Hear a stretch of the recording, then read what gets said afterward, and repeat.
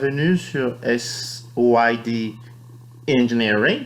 Et donc aujourd'hui, vous êtes avec Mr. Stone pour parler de choosing between two things, point them out.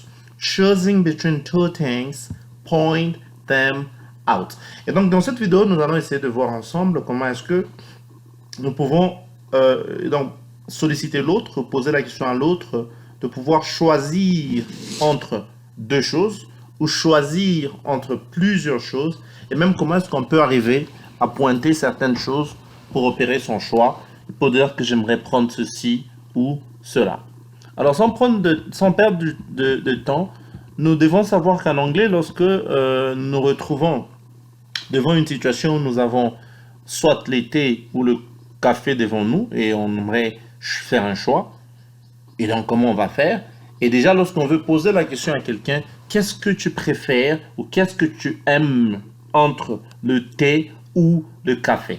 Et donc, on pourrait tout simplement poser la question, which would you prefer? Which would you prefer, tea or coffee? Et la personne, tout simplement, n'aura qu'à répondre en disant, I would prefer coffee, thank you. Dans le cas où la personne préfère le café au thé, ou I would prefer tea, thank you. Et donc, quand c'est vraiment les concepts, des contextes où nous sommes en train d'essayer de poser la question à l'autre, de faire un choix entre deux choses. Which would you prefer?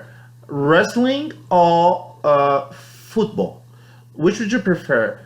Singing or dancing? Which would you prefer? A girl or a man? You know, these are the ways we have to choose between two things, or when we think that something is better than something else, and then we simply have to say, yeah, which would you prefer, to ask the question to someone, and the person will simply have to say, I would prefer coffee. I prefer coffee to tea. That means that I think coffee is better than tea. And then we use would prefer when we want something more than something else. I would prefer coffee. That means that it would be better if you gave me coffee. Would you prefer tea? Would it be better if I gave you tea? Et donc ça, ce sont les possibilités que nous avons de pouvoir faire un choix entre deux choses. Alors, il peut arriver qu'on soit en présence de this or that, qu'on soit amené à, voilà, utiliser ces deux mots. Et donc, this, en des termes simples, ça signifie ceci, et that signifie cela. Et donc, la différence entre les deux, c'est tout simplement this pour ce qui est plus proche de nous, et that pour ce qui est un peu plus éloigné. En tout cas, ça, c'est dans son sens. Cela et ceci. Alors, quand tu dis, do you like this hat or that one? I like them both, but I prefer that one. Je les aime tous. J'aime, en tout cas, tous ces chapeaux qui me sont présentés, mais je préfère plus celui-là, voyez-vous. Mais voilà, on n'est pas forcément obligé de remettre chapeau dans la phrase, c'est-à-dire si on t'a déjà posé une question où on a mentionné déjà chapeau, par exemple, do you like this hat? Tu peux tout simplement dire, j'aime celui-ci en disant this one, or that one, celui-là. Voilà.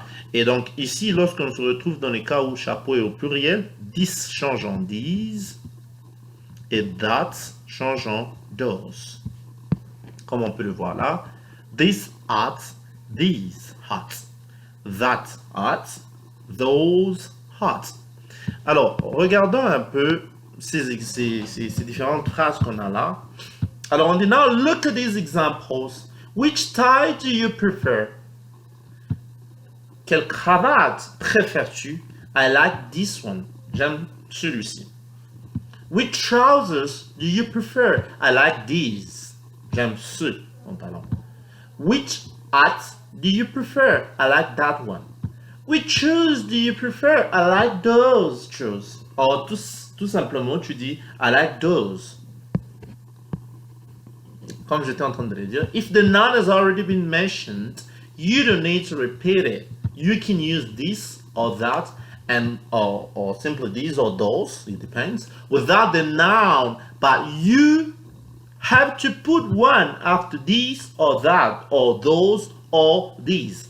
C'est-à-dire que lorsque on a mentionné le nom au singulier, par exemple, est-ce que tu aimes ces chaussures? Je peux tout simplement dire oui, j'aime ceci. Donc en disant I like this one, celui-ci, ou ceci, ou I like those one, or that, those, and on ajoute one, tout simplement pour ne pas avoir à répéter le nom dans la phrase. Et donc ici on dit can you match each sentence on the left to one on the right that means the same thing. The first one has been done for you. I prefer coffee. That means I think coffee is better. I like coffee. That means I think that coffee is nice, right? And so on. Vous essayez de réfléchir sur ça. Choosing the right word in brackets to complete each sentence. The first one has been done for you. How much are those apples? Pas that parce que apples, c'est au pluriel. Do you like this watch?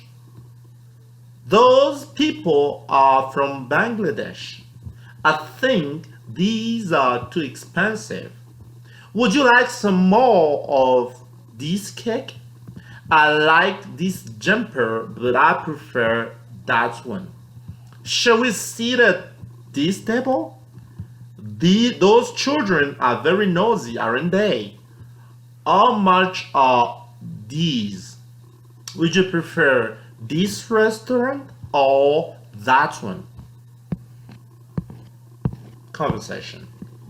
It is a lovely day. It is a lovely day, and Brian and Susan are wondering where to go for lunch. Pay attention to the talk in the conversation. This is Susan. Susan, you like seafood, don't you? Yes, I love it. Well, why don't you go down to the beach and have lunch there? Okay, let's do that. Shall we ask Fiona if she'd like to come too? No, Fiona doesn't like the beach, does she? Ah, no, you're right. She doesn't. Perhaps James would like to come with us. Maybe. How about phoning him to ask? Wait a minute. Let's decide which restaurant to go first, shall we? I like the Jolly Roger. The food is excellent. Yes, you're not wrong. Yes. But I don't like these prices, you know. I don't like that prices. How about trying that new restaurant further up the road? You mean the Ocean View? They specialize in shellfish, don't they? Yes, I'd really like to give it a try, wouldn't you? Okay, let's go there. Shall we phone first to book a table? It's the first conversation. 5 ways to check if the other person understands you. Alors ici, nous proposons 5 manières de vérifier si ton interlocuteur t'entend, te capte, te saisit. C'est-à-dire que tu parles et tu as comme l'impression que la personne ne capte pas, tu as comme l'impression d'entendre. Voilà, tu veux être rassuré, est-ce que la personne est en train de me suivre, de me capter, de m'entendre? Do you understand what I'm saying? La première façon de le dire. Do you understand what I'm saying? Do you understand what I'm saying? Does that make sense? Does that make sense? Do you know what I mean? Are you with me so far? Et ça, c'est plus pour les professeurs ou les enseignants. Vous donnez cours, vous enseignez, vous vous rendez compte que ça fait déjà très longtemps que vous parlez et vous voulez vous rassurer qu'ils sont là à vous entendre, qu'ils sont attentifs. Are you with me so far? Et ils vont répondre. Is that clear?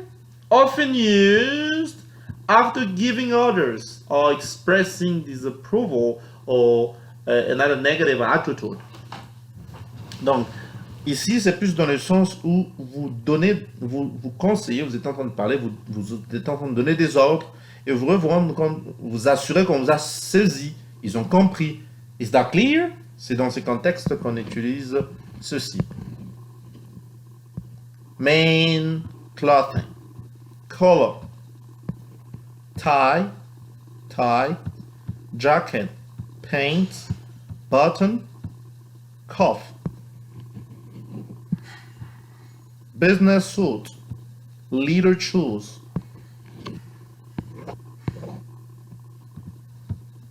lapel, buttonhole, pockets, cuff, button, already, coat, lining.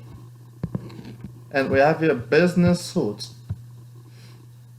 shirt, bathrobe, jogging suit, long, cardigan, underwear, raincoat, short. Do you have this in a larger, smaller size? You have either larger or smaller size. Avez-vous de plus petit ou de plus grand? Ça dépend en plus petit ou en plus grand. Ça, c'est pour les vêtements. Do you have this larger in larger? Or do you have this in smaller size? Or do you have this in larger size? May I try this on? These are pour les essayages. Pourrais-je essayer, l'essayer? May I try this on? That's the way we should be. So thank you so much for watching us. Today we're talking about choosing between two things and pointing them out. Thank you so much for watching us. Bye bye.